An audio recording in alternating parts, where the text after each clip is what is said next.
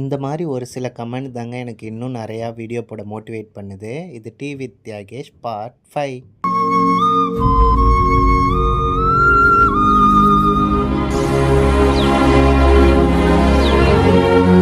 சென்னையில் இருக்கிறவங்களுக்குலாம் தெரியும், இந்த ஆகஸ்ட் 15, 16, 17 கிளாம்பாக்கம் பஸ் ஸ்டாண்டு எவ்வளோ கூட்டமாக இருந்துச்சுன்னு.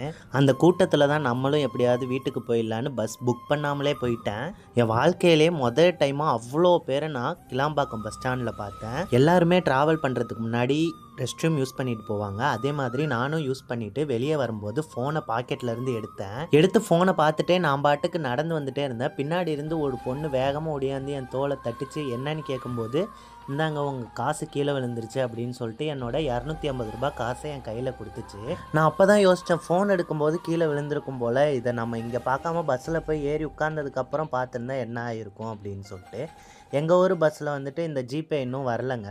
உங்களுக்கும் இதை மாதிரி நடந்திருக்கான்னு கீழே கமெண்ட் பாக்ஸில் கமெண்ட் பண்ணுங்கள்.